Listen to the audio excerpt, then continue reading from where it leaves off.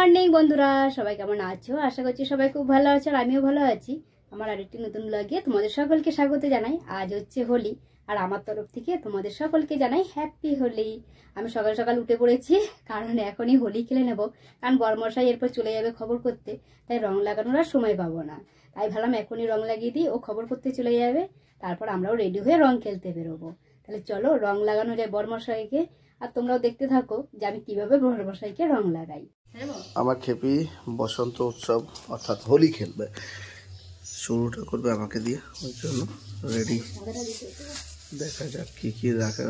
এত রং লাগাবে নাকি? সব রং আছে।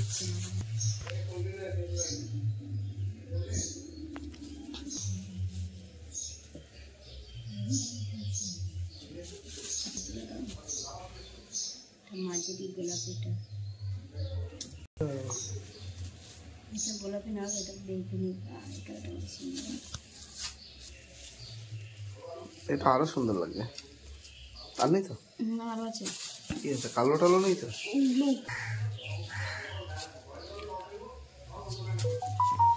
সুন্দর প্লেট সাজানো হয়ে গেছে, 7 রঙা রঙে সেজে উঠেছে প্লেট। কি করবে গো তুমি? আবির লাগাবো। আবির দেবে? আজকে হোলি, কি সুন্দর রং এনেছো গো। কোনটা কোনটা লাগাবে বলো, তোমার পছন্দ কোনটা? তোমার যেটা ভালো লাগে, আলোটা বাদে সেগুলো দাও। দাঁড়াও একটু একটু ক্যামেরাটা ঘোরাই একটু।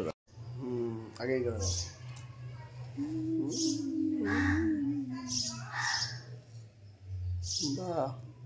এবার হলুদ দিই।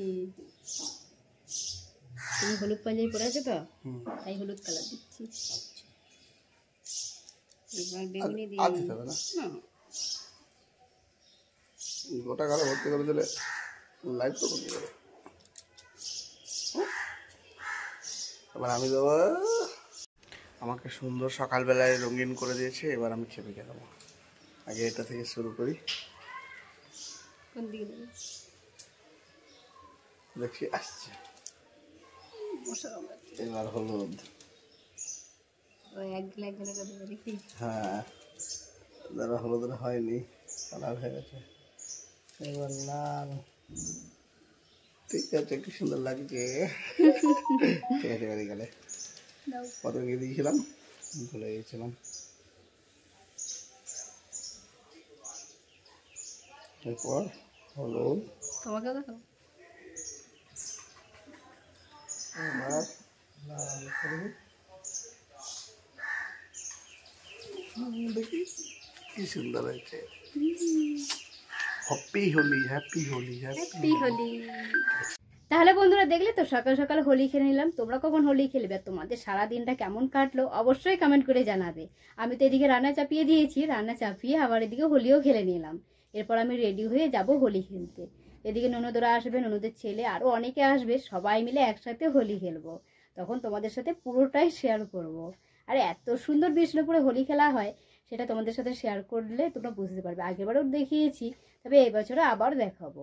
তাহলে বন্ধুরা চলো, আমি রেডি হয়ে একদম যাবো, দিয়ে তারপর তোমাদের দেখাবো। হয়ে বেরিয়ে পড়েছি, আর এদিকে মেজো ননদের ছেলেটা আমাকে নিতে এসেছিল, ওর সাথে বাইকে করে যাচ্ছি। বরমাসের টাইম হয়নি, তাই ও আর আনতে আসেনি। আর এদিকে সবাই এসেছে, ওরা আবার পোড়ামাটির হাটে আছে, ওরা সবাই আবির খেলছে। আমরা যে ওদের সাথে জয়েন করব। একটা স্ট্যান্ড করে এখন আমরা হেঁটে হেঁটে যাচ্ছি পোড়ামাটির হাটে। আর সামনে দেখতে পাচ্ছ কত লোকজন যাচ্ছে হোলি খেলার জন্য। এখন তো অতটা বেলা হয়নি, যত বেলা হবে এখানটা একদম পুরো ভিড় হয়ে যাবে, তখন আর পা রাখার জায়গা পাবে না। পোড়ামাটির হাটে এসেই বরমশাইয়ের সাথে দেখা করলাম। এসে দেখি বরমশাই একটা পলাশ ফুলের মালা পরে দাঁড়িয়ে আছে, খুব সুন্দর লাগছিল দেখতে। তারপর বরমশাই বললো যে তুমি পলাশ ফুলের মালা পরবে? তাই আমি বললাম যে হ্যাঁ কিনে দাও, পরবো। দিয়ে তারপর বরমশাই দেখো পলাশ ফুলের মালা কেনার জন্য চলে গেছে, আর আমার জন্য কিনছিল। আর এদিকে হচ্ছে ভাসুরের মেয়েটা ছিল, ও বললো আমিও একটা পলাশ ফুলের মালা পরবো, তাই ওর জন্যও কিনছিল। পলাশ ফুলের মালা কিনে তারপর বরমশাই বললো যে দাঁড়াও, তোমাকে আমি পলাশ ফুলের মালাটা পরিয়ে দিচ্ছি। তুমি তো কোনো মালা পরে আসোনি। আসলে এত তাড়াতাড়ি রেডি হয়েছিলাম, মানে দিদিদের আসার টাইম ছিল 10:30টায়, তার আগে ওরা চলে এসেছিলো। আর এদিকে আমাকে তারাও দিচ্ছিল, তাই সেরকমভাবে রেডি হতে পারিনি। তাই মালা কানেরা সেরকমভাবে পরা হয়নি, যেগুলো পরেছিলাম সেগুলো পরেই চলে এসেছি। যে বর্মশাই বললো যে তুমি তো মালা পরে আসোনি, দাঁড়াও তোমাকে পলাশ ফুলের মালা পরিয়ে দিচ্ছি, তাহলে ভালো লাগবে। তারপরে বর্মশাই নিজেই পলাশ ফুলের মালাটা পরিয়ে দিল, আর বলছে যে তোমার গালগুলো এখনো ফাঁকা রয়েছে, সবার গালে রঙে ভর্তি হয়ে গেছে, সকালবেলা তো একবার রং খেলেছে, এখন বলছে যে দাঁড়াও তোমাকে আরও একবার আবির মাখিয়ে দিই। তাই দেখো একটা গোলাপি কালারের আবির নিয়েছে আর আমার গালে লাগিয়ে দিচ্ছে। তারপরে বরমশাই দিদির পায়ে আবির দিয়ে প্রণাম করলো, গালে আবির দিল। তারপর এক এক করে সবাই মিলে বরমশাইকে আরও যারা যারা আছে সবাইকে এক এক করে আবির মাখিয়ে দিচ্ছিলাম। আর খুব মজাও করছিলাম, কারণ হচ্ছে সবাই মিলে এক কাছে জড়ো হয়েছিলাম। এরপর তো শুরু হবে ডান্সের প্রোগ্রাম, তখন আরও ভালো লাগবে। ঠিক একটা ননদের মেয়ে এসেছিলো, তাকে আবার দেখো অতনু মাথায় আবির দেওয়ার জন্য একদম পুরো রেডি। ও তো কিছুতেই মাথায় নেবে না, আর এদিকে অতনু জোর করছে। শেষকালে দেখো কিভাবে লাল রংটা দিয়ে দিল মাথার উপর।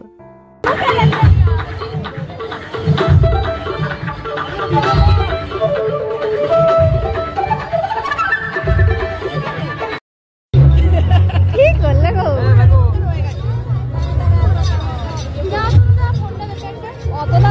মেয়েটাকে যতবার আবির মাখাচ্ছে ততবারও মুছে দিচ্ছে। তাই দেখো এবারে জোর করে অতনু পুরো মুখে আবির মাখিয়ে দিয়েছে।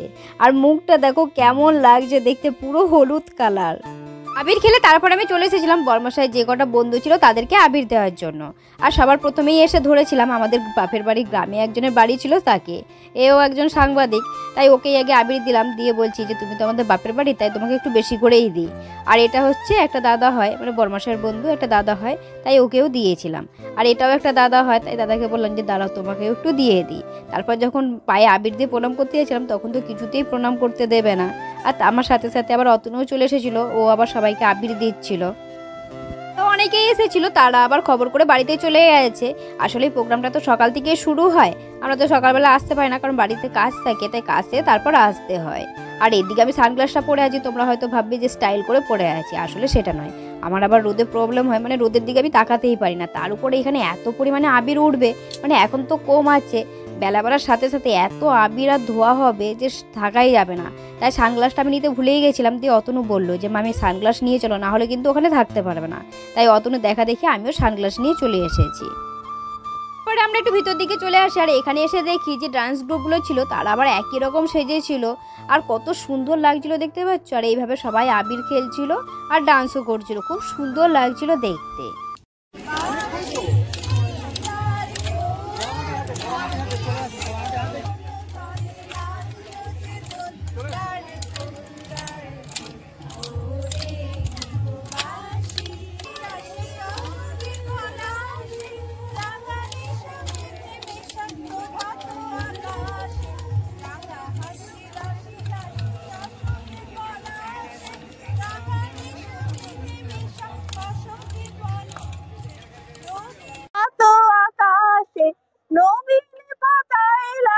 রাঙা হিল্লোল দ্বারে খোল ওরে গৃহবাসী, খোলদারে খোল লাগলো যে দোল, স্থলে জলে বন তলে লাগলো যে দোল, দ্বারে খোল ওরে গৃহবাসী।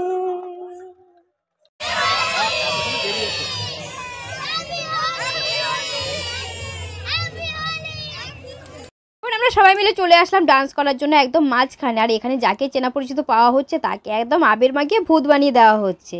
আর তারপরে আমরা সবাই মিলে একটু ডান্স করছিলাম।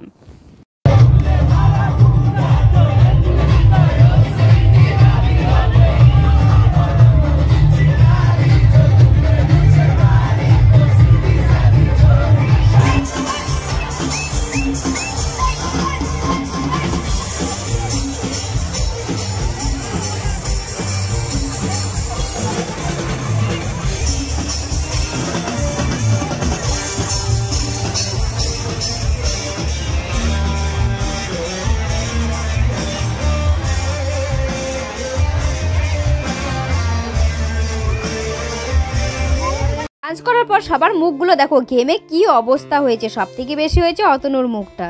এখন বাজে বেলা 12টার মতন, আর এখন দেখো চারিদিকে কত মানুষের ভিড়, পা ফেলার মতন জায়গা নেই। তোমাদেরকে তো আগেই বলেছিলাম যে যত বেলা বাড়বে তত ভিড় হবে। এখন দেখতে পাচ্ছ চারদিকটা কত ভিড়, মানে কোনো দিক আর ফাঁকা নেই।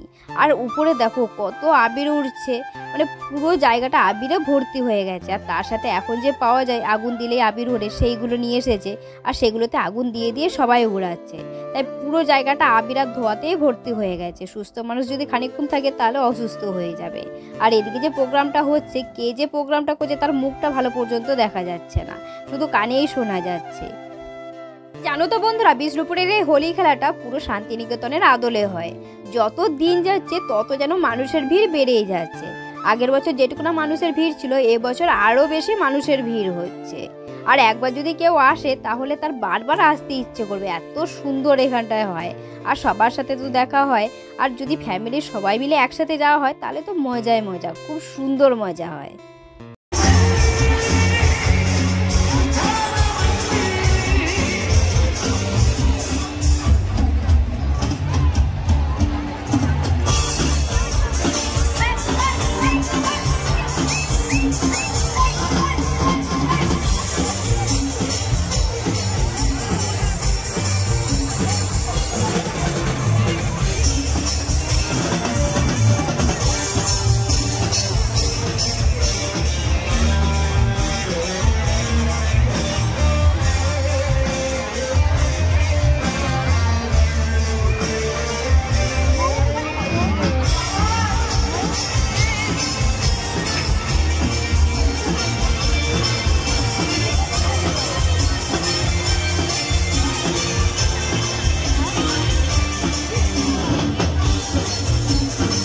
খেলা শেষ আর এদিকেও প্রোগ্রামও শেষ, তাই আমরা এখন সবাই মিলে যাচ্ছি ভূত পেতনি রাক্ষসী সেজে সেজে বাড়িতে।